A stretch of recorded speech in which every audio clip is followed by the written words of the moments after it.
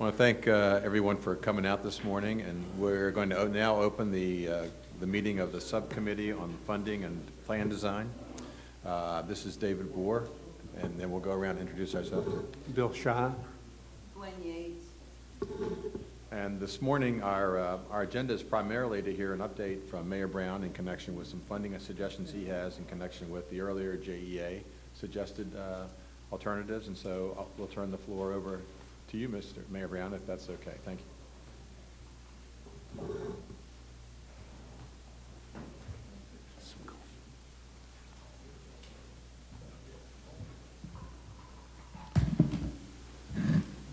Good morning, everyone. Good morning. Mr. Chairman and the subcommittee, thank you for this opportunity. I appreciate the opportunity to meet with you this morning. A few weeks ago, I presented to the task force with my proposal for retirement reform. I also promised that I would follow with more details, and that's why I'm here today. Before I get to that, I want to emphasize that this is a challenge we face together as one community, and we must solve it by acting together as one community. Since before day one as mayor, I've said that reform of the police and fire pension fund must be a top priority for Jacksonville. The fund currently has a $1.7 billion unfunded liability that has only 39% of the money to meet all of its pension commitments to police and fire employees and retirees. Legally, and as a community, we must honor these commitments. We must do right by JSO officers and firefighters. They serve and protect our city. But we must reduce the skyrocketing cost of the city's obligation to the pension fund. These costs cast an ever-growing shadow over the city's credit rating, and they take an even larger bite of our city's budget. Our annual payment to the pension fund now consumes nearly 15% of the city's total general fund. If we don't act now, it will only get worse. It simply can't go on. This issue affects everyone in Jacksonville. Every dollar spent on the rising pension costs is a dollar taken away from essential services to protect public safety, to grow our economy, and improve the quality of life in Jacksonville. Ultimately, this is about the future well-being and vitality of our community. That's why I'm committed to finding a solution. The reforms I proposed back on January 21st would restore the financial health of the police and fire pension fund. And they would save Jacksonville taxpayers nearly $3 billion over the next 35 years, including $130 million in the next 5 years alone.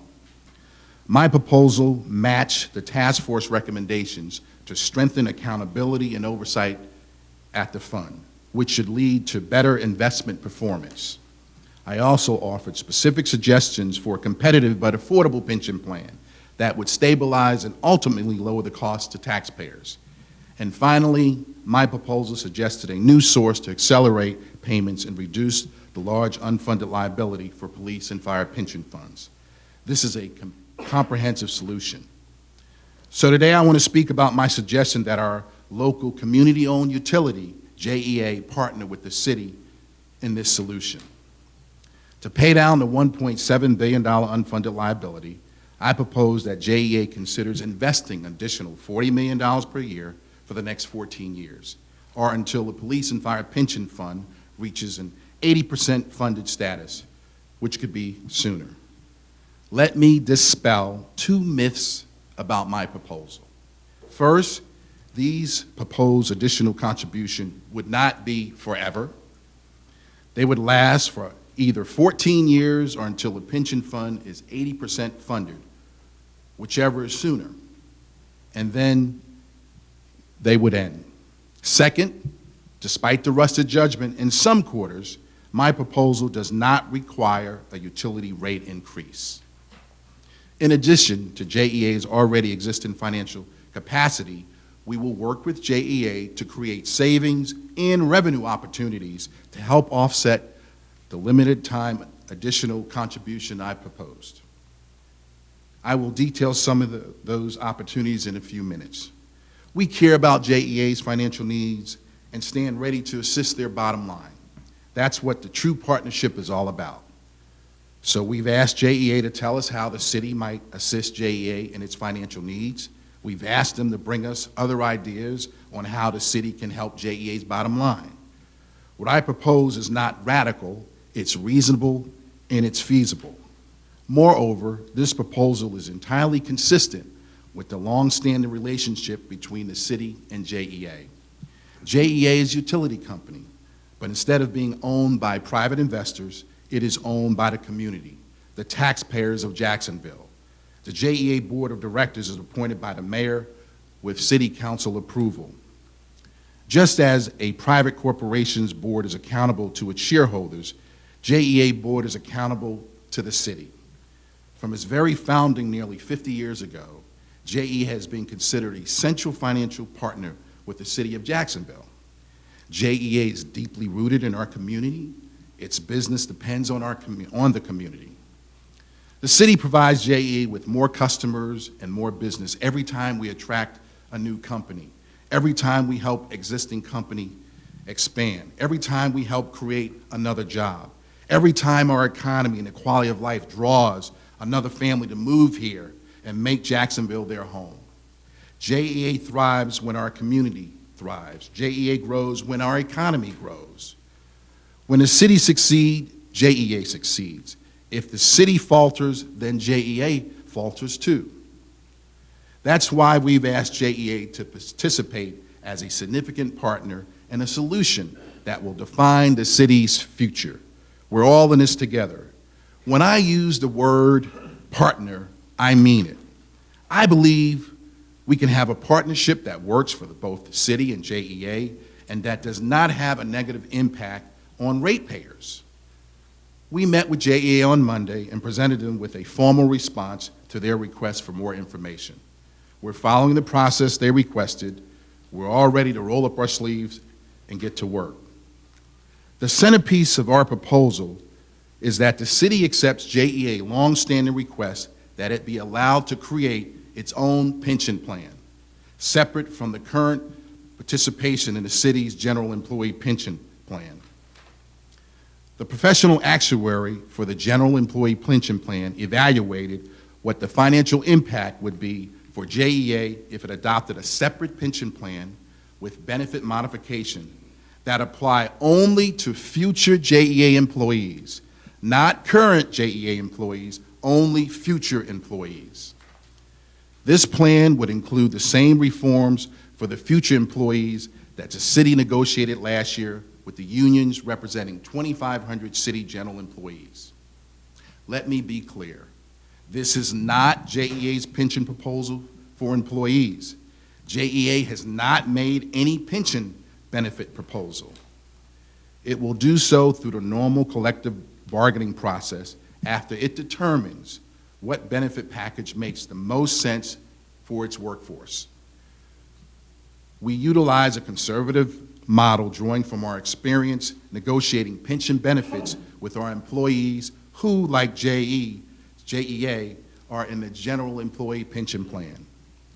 Here's the bottom line. Under our model, JEA would save more than $500 million during the next 35 years. Think about that. They will save more than $500 million over the next 35 years.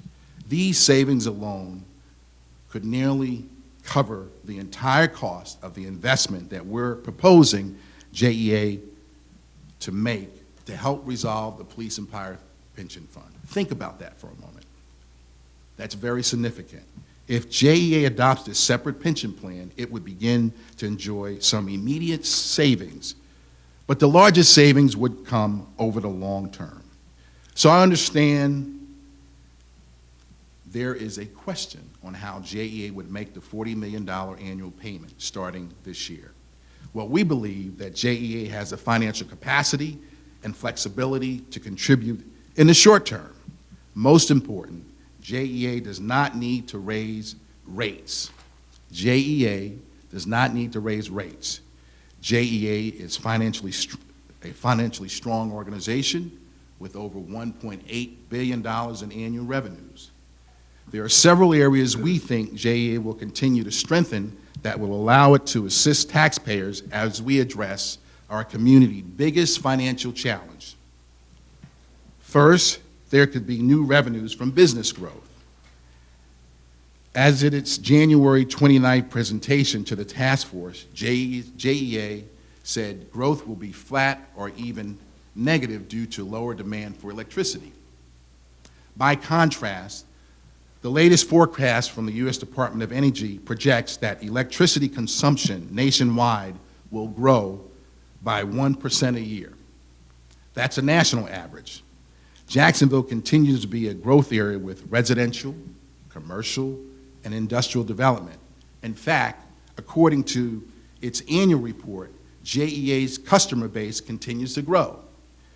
Electricity consumption in Jacksonville will grow faster than the national average. Even the simple 1% increase in JEA's business would translate into $18 million in increased annual revenue. 2% growth would bring in $36 million. Second, like any business, JEA will likely achieve savings through ongoing productivity, enhancement, and increased efficiency. A very modest 1% improvement in JEA's expenses translate into $3.7 million in annual savings. Third, JEA is benefiting financially from its emphasis on natural gas to generate electricity. The Department of Energy is projecting growth supplies of natural gas in the years ahead. The department estimates by 2040, natural gas will replace coal as the largest single energy source for generating electricity. In 2012, JEA produced a $35 million fuel surplus due to low natural gas prices. In 2013, its fuel surplus was nearly $37 million. A similar surplus is projected this year. Finally, JEA has paid down $330 million and $360 million of existing debt in each of the past 2 years. This debt reduction results in significant annual savings for JEA as it enjoys lower payments on principal and interest. We believe that a combination of these revenues and saving opportunities would enable JEA to meet the $40 million commitment while its pensions savings begin to grow. Let me say that I am determined to help JEA mitigate potential costs. In its presentation to the task force last month, JEA warned that it is financially constrained because of it faces in excess of over $1 billion in potential future regulatory burdens. It is important to recognize that they are talking about hypotheticals, potential costs, and possible regulations. The city can be an active partner in helping JEA with any regulatory burdens. I have spoken directly with members of our congressional delegation, including Senators Nelson, Rubio, Congresswoman Brown, and Congressman Crenshaw. They've all assured me that they will work with us to prevent or mitigate any such regulatory burdens. I've spoken with the Florida Department of Environmental Protection Secretary, Herschel Vineyard. My team and I have also spoken to the Environmental Protection Agency. The EPA has a process to provide regulatory relief if the burden is excessive. As a former member of the White House staff and the federal executive branch, I'm committed to working with the administration to prevent any excessive burden on JEA. As a leader in the U.S. Conference of Mayors, I'm committed to joining my colleagues from all around the country to ensure that public utilities are treated fairly.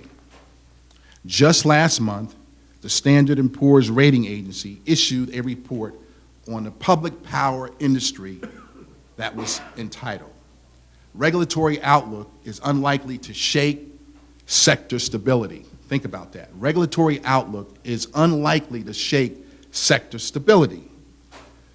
The report concluded that it is premature to assess the credit impact until EPA announces the measures and utility can respond. It also observed that these regulations are likely to face litigation. The The city of Jacksonville will stand shoulder to shoulder with JEA in making sure that our taxpayers' own utility is not excessively burdened. Finally, JEA says they have to satisfy the credit rating agencies. I understand that. The city has to satisfy the rating agencies too. We face their judgment today. As you remember, last month, Moody's put on us a 90-day review. If we don't address the pension challenge now, we will be downgraded. The city and JEA regularly work together as we deal with rating agencies. These agencies understand that the fate of JEA and the fate of the city are linked. The reality is this: even though the city has made great progress on our financial management, we have reached the limit in terms of our capacity to address the pension crisis on our own.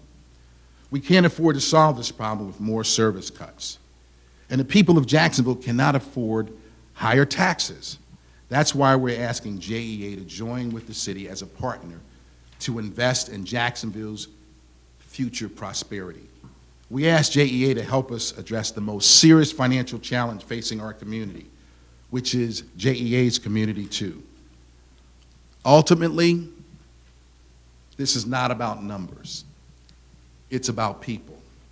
It's about our seniors who live on fixed incomes and appreciate living in an affordable community with a good quality of life.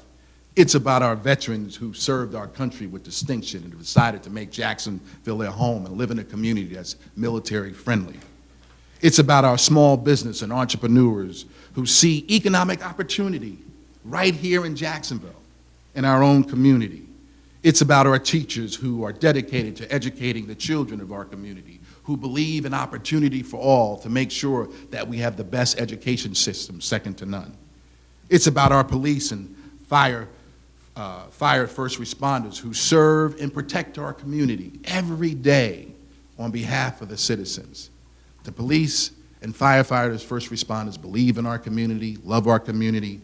We made a commitment to them and we should keep it. Above all, it's all about the young people, the next generation.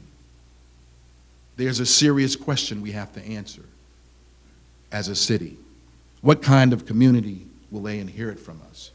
We owe it to the people of Jacksonville to look at every possible option. We owe it to the public to look beyond a tax increase, to look beyond a utility rate increase, look beyond cutting essential services even more than we already have. We owe it to Jacksonville to rise above politics as usual and business as usual and get the job done. It's about leadership. It's about commitment. It's about vision. It's about opportunity with shared vision and responsibility, a belief that we all can work together and do what's right for Jacksonville as one community. And that's what we've asked JEA. In Jacksonville, it's really interesting. We pride ourselves on fresh thinking and openness to new ideas. We've achieved one of the most significant city-county consolidation in the country, and we've proven its success for efficient, cost-effective public service. We need to approach this challenge with the same innovative can-do spirit. We're all in this together, and we must work together so we can have the best future for our city. I'm committed to working openly and constructively with the task force, with JEA, the Police and Fire Pension Fund, the City Council, with everyone in our community. And I know this task force is committed to this effort. I want to thank you for your unwavering commitment and conviction of your service and dedication as we find a solution to this serious challenge. There's no question in my mind as mayor of this city, with all the talented people we have in the private sector, the public sector, the not-for-profit community, the interfaith community, with all of the stakeholders we have in this city, there's no question in my mind that we can't get this done. I believe this is the right course of action. Remember, this is a utility company owned by the taxpayers of Jacksonville. We believe in the public-private partnership. I believe in a shared vision for all. I believe in accountability and transparency. I believe in opportunity for all. I believe as mayor of this city, I'm taking on the tough issue to solve the problems while we all work together. I believe that this is a viable plan that would take Jacksonville to the next level, improve the quality of life, making sure that we not only think about ourselves, but think about the next generation. Think about what this city would be like. What do we believe in, and how do we get there? Now's the time to make it happen. Mr. Chairman and the subcommittee, I thank you for this opportunity to present. I really appreciate it. This is tough work, it's hard, but I believe we can get there by working together. I believe JEA will work with us. We're all in this together. Thank you for this opportunity. I had some questions. And some of this may require speculation, maybe it's not appropriate to adopt right now, but on the topic of adjusting the JEA pension plan to provide flexibility in its expenses, is the primary idea there the leadership that's being shown by the city that that's the way to go, or is there a necessary requirement for the city to help JEA in making that decision? Well, why couldn't they do that anyway? So it's up to the leadership of the city. Okay. And it's a partnership. And so, this has been a long-standing request from JEA. So we've embraced that. Okay, okay. And then as we think about the cash flow, I think what we heard earlier was JEA's concern, much like the city's concerns about its bond ratings, the cash that would be deployed back to the city otherwise, I think, would go to continued debt reduction by JEA. And so and while they're separate entities with separate obligations, and not to infer any direction that might be taken either by JEA or the city, but if you were to look at it holistically across all the boundaries, and we look at the debt ratings of JEA and we look at the debt ratings of the city, do we know what are those debt ratings, and is it in a holistic sense, is it better for JEA's debt to be reduced or for the city's obligations to be funded? Well, we can get you all the details, but let me say this in a big picture. I mean, obviously, if you look at the numbers, JEA paid down $330 million in 2012 and $360 million in 2013 in their debt reduction. So what we're saying is we're looking at all the variables of JEA on how to get to the $40 million. And I think that, remember, there are other things that they're concerned about. Not just that, but I think one of the biggest issues is EPA. The over $1 billion in regulatory liabilities. But I think that's something that we can work through by sitting down with JEA, working through their process to get to looking at the revenue stream. And just one other question. When we think about all the sources that might be available should additional funding be required, and you think about sales taxes or property taxes or utility rates, and I think continued growth for Jacksonville is, I think you aptly put it, is a driver that solves so many problems and what we want to encourage. Is there a point of view as across those three choices, which is the most damaging for the city in terms of continuing its economic growth? Well, I think the key is, we pride ourselves on a business-friendly city. We say that we're the best city to expand and create jobs and attract companies here. We say that we believe that this is the best place to work, live, and raise a family.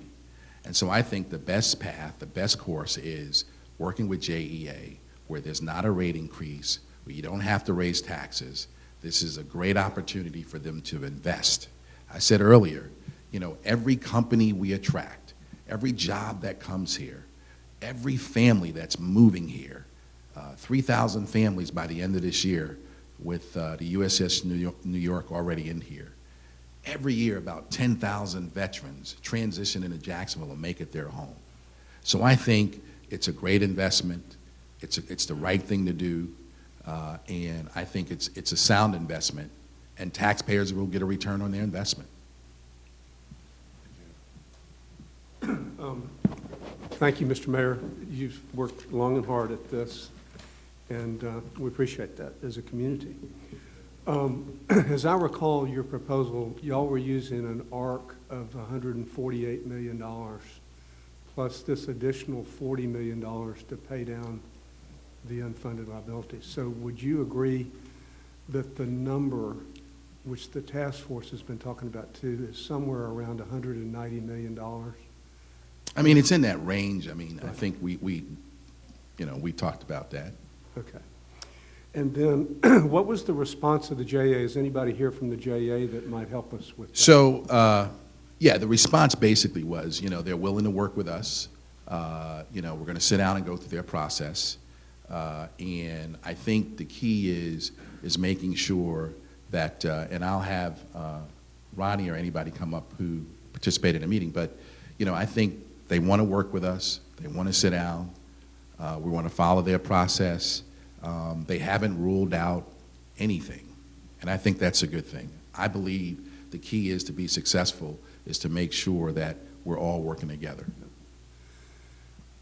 So one of the things the task force is concerned about is time and trying to get this done and start the process of reducing the unfunded liabilities. So it just seems to me that it's going to take time to work through the JEA process. I think I'm hearing you say that you think an understanding, an agreement can be reached with the JEA this year, but that the pension savings will be later, so that what has to happen now is these efficiencies and savings that you alluded to. Yeah, I think that's why you got to sit down and work out with JEA the path forward. And I think that while we know, as David talked about the debt, I think that there's an opportunity to be able to take over the pension fund and come up with a new plan for new employees and save over $500 million over 35 years. That's a very good strategy and a good investment for taxpayers. What I'm driving at is, do you think the savings can start to accrue immediately so that we can? There'll be some savings, absolutely, but most of the savings will come in the long run. And we can get you all that information, Mr. Chairman, so you can have it. So we're looking at all sorts of, the pots really are not very many. There are real estate assets, which we've said already that they shouldn't be given to the JPFPF, but rather if they were identified in an orderly process, disposed of, that those revenues could be given to the fund. Then there's the JEA proposal, there's sales tax, there's ad valorem tax, there are franchise fees.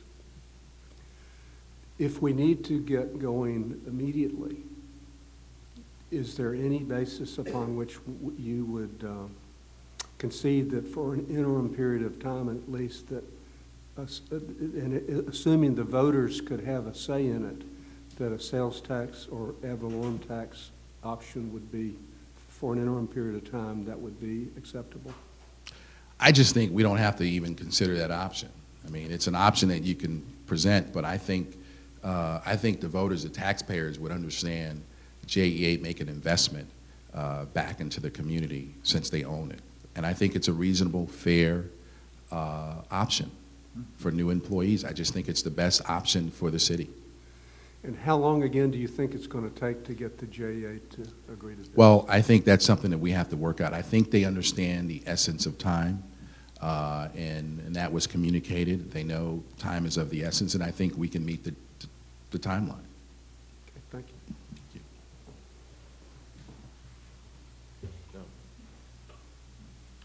Mr. Mayor?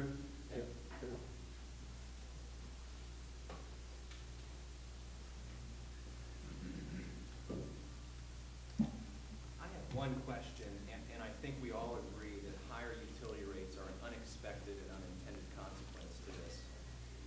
But if there were $1 billion in new costs to upgrade the facilities, and if there were other external events that increase costs for JEA and utility rates were higher, say 5 or 10 years from now, is that something that we'd be more comfortable with than taxes in order to cover the additional costs to pay down the unfunded liability?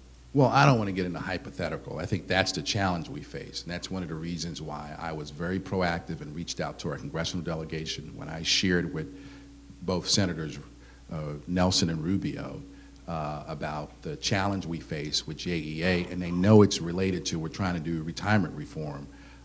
They made that commitment to help us. and I'm very excited about that. I mean, no one wants to penalize a community when they're doing the right thing.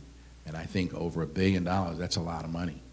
So, and so that's why I'm saying this is the best course of action. Can I just follow up on that question? Because, we don't know. You probably have a much better handle on it than any of us, but we read the newspapers, and you've got the president on the one hand saying he's going to go down this path of regulation. It's all over about the EPA imposing these regulations, and they're not working with Congress. So working with the legislative delegation, and you've got great contacts with them. Right. But really, the president has said that he's going to do what he wants to do. So how do you talk? So it has to, I just don't think Congress, I don't think the House is going to pass anything that's going to hurt the private sector, that's going to hurt communities. They've been talking about regulations and rules for years. And there is a process. And, I think there's going to be litigation.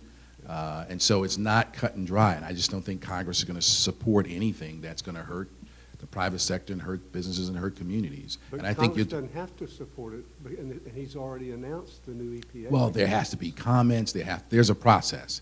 And there's a process for the community to respond and utility companies to respond.